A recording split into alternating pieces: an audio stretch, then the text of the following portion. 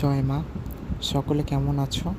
আশা করি মায়ের কৃপায় সকলেই ভালো আছো, আর আমিও ভালো আছি। তো সবাইকে স্বাগত আমার নতুন একটা ভিডিওতে। তো প্রথমে সকলে মাতৃ দর্শন করো, তারপর আমার গৃহ যত দেবদেবী আছে সকলকে দর্শন করে নাও। এরপর আমি চলে যাব একটি ধামে, যেই ধামে আমরা সচরাচর গিয়ে থাকি। তো তোমরা সম্পূর্ণ ভিডিওটা দেখতে থাকো। আজকে আমি খুব সকাল সকাল উঠে স্নান করে নিয়েছিলাম। তো এখন আমরা বেরিয়ে পড়েছি, আর আমি ব্যাগে ফুল, বেলপাতা এগুলো সব নিয়ে নিয়েছিলাম। তো আমরা চলে এসেছি সেই ধামে।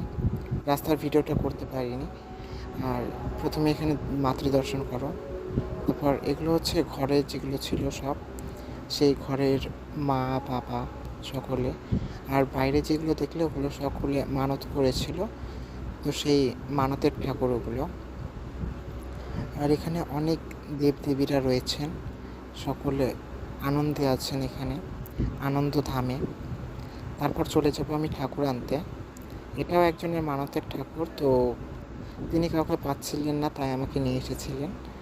আর পালবাড়িতে এসে দেখো, যেহেতু বাসন্তী পুজো চলে আসলো, সেই জন্য বাসন্তী মাকে তৈরি করা হচ্ছিল, অন্যান্য আরও দেবদেবী বানানো হচ্ছিল। তারপরে এই যে রাস্তার একটু ভিডিওটা করে নিলাম, রাস্তা দিয়ে যাচ্ছিলাম সকালবেলা। তারপর এখানে পুজোতে যারা ডালা দেবে তাদের নামে সব সংকল্প করে দিচ্ছিল এই বাড়ির দিদাটা। বাড়ি বললে ভুল হবে, এখন এটা বাড়ি থেকে ধামের রূপান্তরিত হয়ে গেছে। আর এনাকে যে দেখছেন, ইনি হচ্ছে সেই পূজারিনী। এইবার এই ধামে কোনো ব্রাহ্মণ পুজো করেন, ইনি এসে বছরে একবার এসে পুজো করে দিয়ে যান।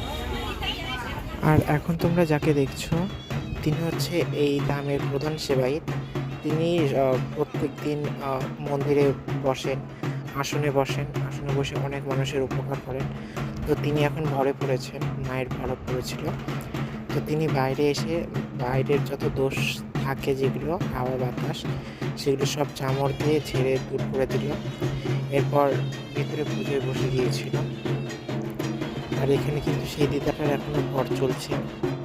এরপর আরও অনেকের ভর হয়, সম্পূর্ণ দেখতে থাকো। তো তোমরা ভিডিওটা দেখতে থাকো, আশা করি সকলেরই খুব ভালো লাগবে। তো দেখতে থাকো, সঙ্গে থাকো।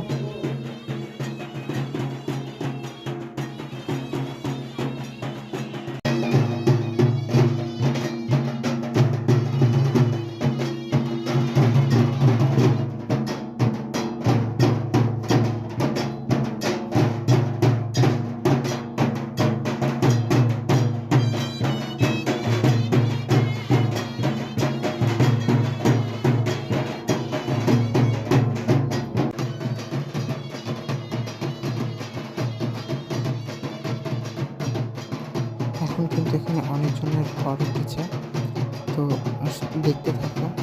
অনেকের ভর হয় এখানে। তো দেখো, দুজনকে দেখা যাচ্ছে আর একজনকে দেখা যাচ্ছে না। পরবর্তীতে আরও অনেকের হয় ভর, তো সম্পূর্ণটা দেখতে থাকো।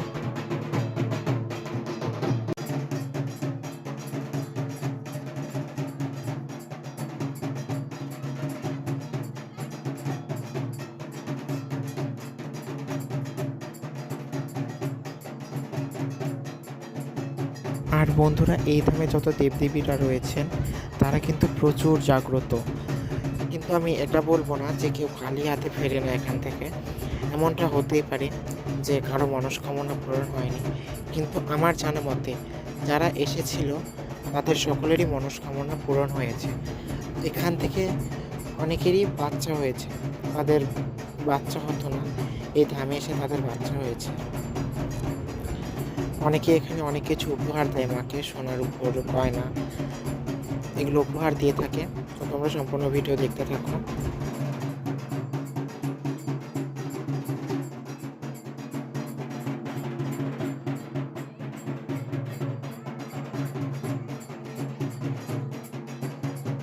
আর বন্ধুরা, তোমরা যদি কেউ এখানে আসতে চাও তাহলে আমাকে কমেন্ট করে জানিও, তো কেমন করে এখানে আসতে হয় আমি বলে দেবো। আর একটু পরে দেখতে পারবে এখানে একটা মেয়ে অশরীরী আত্মা বাসছিল। তো সে এখানে আসার সঙ্গে সঙ্গে তার ভয় হয় এবং যত দেবদেবীরা ছিল তাকে আঁকড়ে ধরে। একজন পরে পরে তাকে টানতে টানতে মন্দিরের সামনে নিয়ে যায়। তো দেখতে থাকো তোমরা। আর বন্ধুরা, ধামের ভিডিওটা আমি এই পর্যন্তই করতে পেরেছি, আর করতে পারিনি, আমি সেরকম অবস্থাতে ছিলাম না। তো তারপর আমি শ্মশানে গিয়েছিলাম, শিব পুজো ছিল, তো সেখানে শিব পুজো করতে গিয়েছিলাম। তো এখন সেটার ভিডিও সামান্য তুলে এনেছি, তো সেটাই দেখাবো। তো দেখতে থাকো। বাবার দর্শন করে নিলে তোমরা। এখানে সমস্ত জোগাড় প্রায় হয়ে গিয়েছিল। তারপর এখানে বাবার মাল্যদান পর্ব চলছিল। 108টা আকন্দ ফুলের মালা এখানে পরানো হলো বাবাকে। তারপর এখানে পুজোয় বসে গিয়েছে। তোমরা সম্পূর্ণ ভিডিওটা দেখতে থাকো।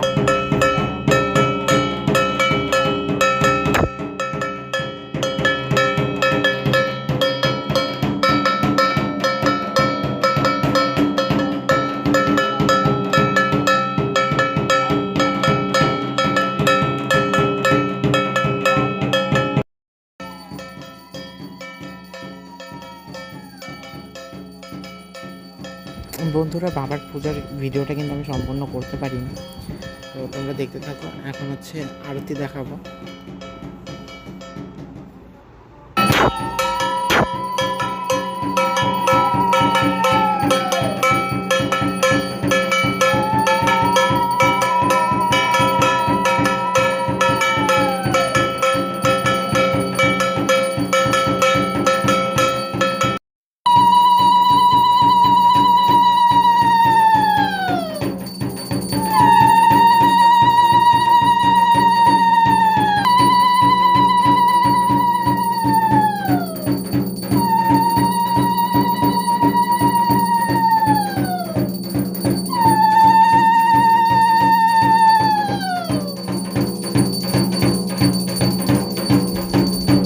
তো এখন যজ্ঞ করবে, তো যজ্ঞের জন্য সমস্ত সব কিছু রেডি করে নিচ্ছিল। তো তোমরা দেখতে থাকো।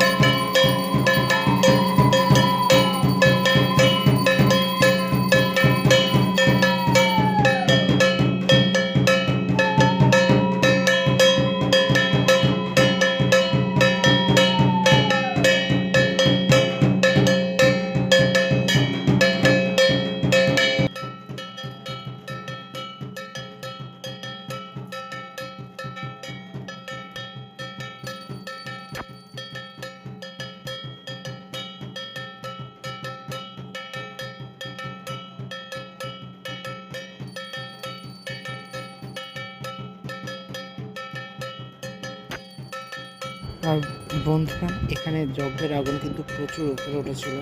আর আমি আগের একটা ভিডিওতেও বলেছিলাম যে যেখানকার পুজো যত বেশি ভালো হবে, তো যজ্ঞের আগুন কিন্তু তত উপরে ওঠে। তো এখানেও কিন্তু অনেক উপরে উঠেছিল। তো এখন যজ্ঞে পান কলা এগুলো দিল, এরপর যজ্ঞ ঠান্ডা করে দিবে।